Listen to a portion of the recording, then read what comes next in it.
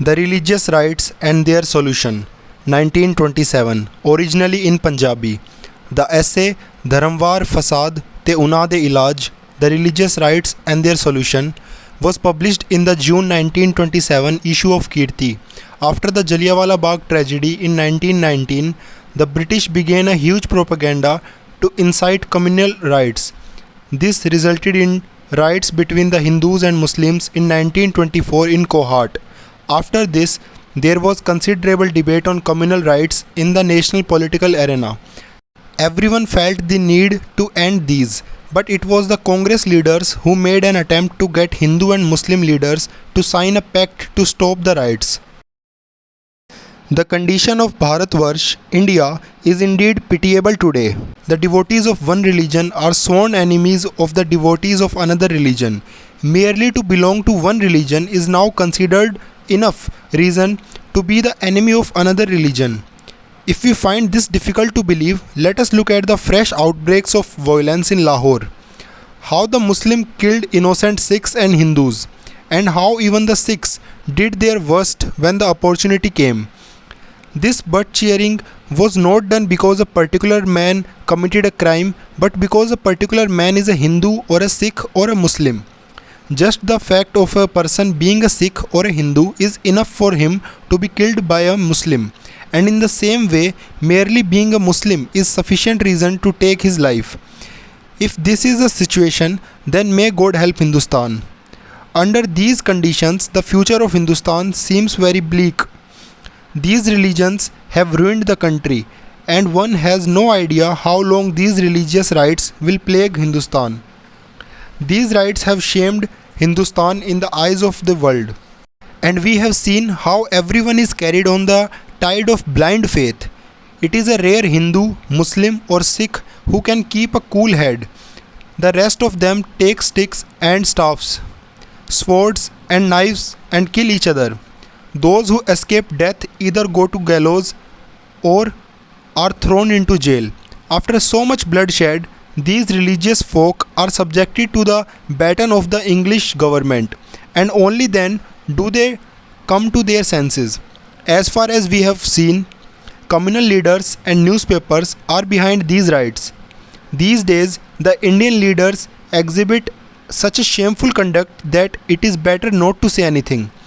The same leaders who have taken upon themselves the challenge of winning independence for their country and who don't tire of shouting slogans of common nationality and self-rule are hiding themselves and are flowing on this tide of religious blindness.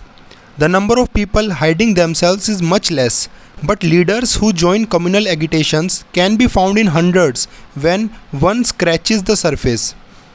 There are very few leaders who wish for the welfare of people from the bottom of their hearts. Communalism has come like such a great deluge that they are not able to stem it.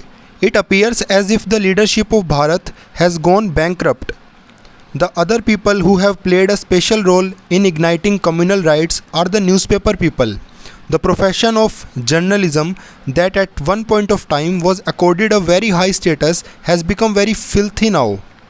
These people print prominent, provocative headlines and rouse the passions of people against one another, which leads to rioting.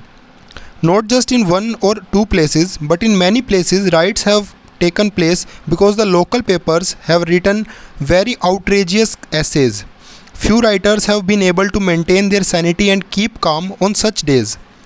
The real duty of the newspapers was to impart education, eradicate narrow-mindedness in people, put an end to communal feelings, encourage mutual understanding, and create a common Indian nationalism.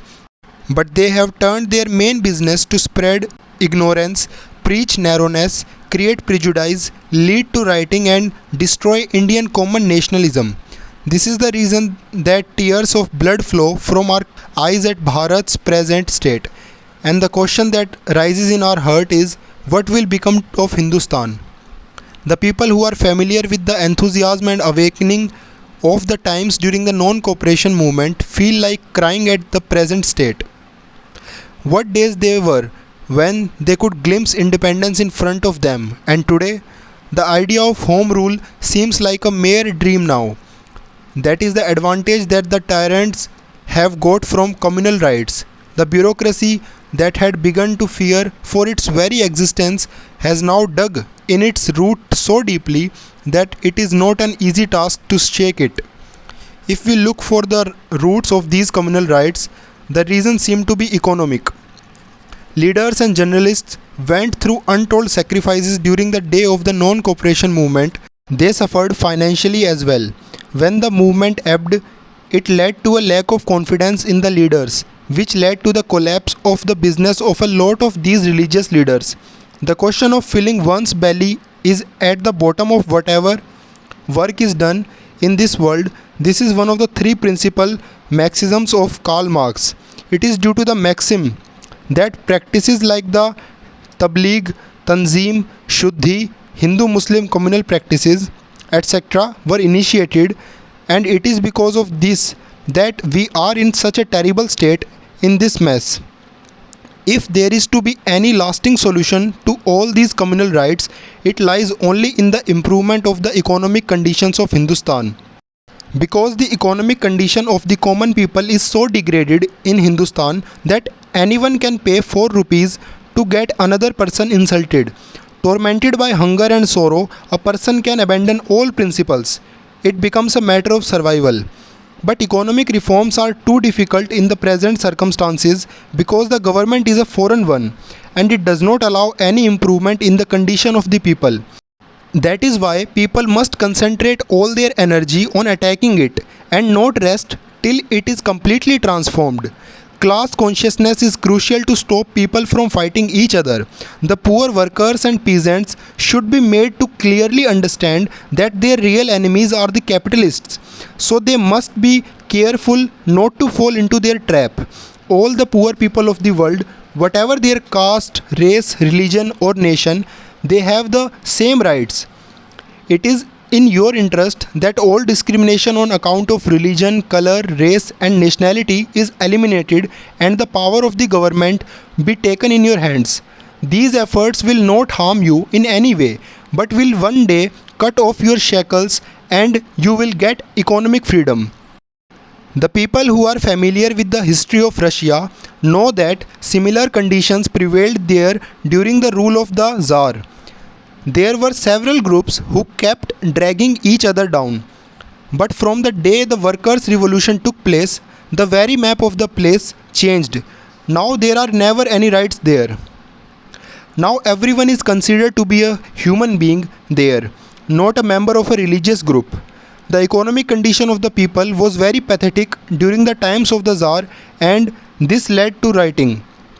But now when the economic condition of the Russians has improved and they have developed class consciousness, there is no news from there about any riots. Though one hears very heart-rending accounts of such riots, yet one heard something positive about the Calcutta riots. The workers of the trade unions did not participate in the riots, nor did they come to blows with each other. On the other hand, all the Hindus and Muslims behaved normally towards each other in the mills and even tried to stop the riots. This is because there was class consciousness in them and they fully recognized what would benefit their class. This is the beautiful path of class consciousness that can stop communal rioting. We have received this bit of happy news that the youth of Bharat are now tired of religions that teach mutual hatred and war and are washing their hands of such religions. And there is so much progressiveness in them now that they look upon the people of Bharat not from the point of view of religion as Hindu, Muslim or Sikh, but human beings first, and then as citizens of one country. The birth of such feelings in the youth of Bharat gives us hope for a golden future, and the people of Bharat should not worry about these rights. They should rather hold themselves in a state of readiness and always attempt to ensure that such an environment is not created. There are no rights ever. In 1914 to 15, the martyrs separated religion from politics. They believed that religion was an individual's personal matter and no one else should interfere in it. Nor should one let religion push itself into politics because it does not unite everyone or make them work together. That is the reason movement like the Gadar party were strong and had a single soul in which the Sikhs were in the forefront for going to the gallows, and even the Hindus and Muslims didn't lag behind. At present, some Indian leaders also want to separate religion from politics. This is also a beautiful remedy to eliminate quarrels, and we support it. If religion is separated from politics, then we can all come together in politics, even if we belong to different religions. We think that the real sympathizers of Hindustan will ponder over our prescribed remedy and that we will save India from self destruction. We hope that class consciousness shall also emerge among the workers and peasants of organizations that the Congress party has adopted, because this will hasten the elimination of communal rights. Bhagat Singh.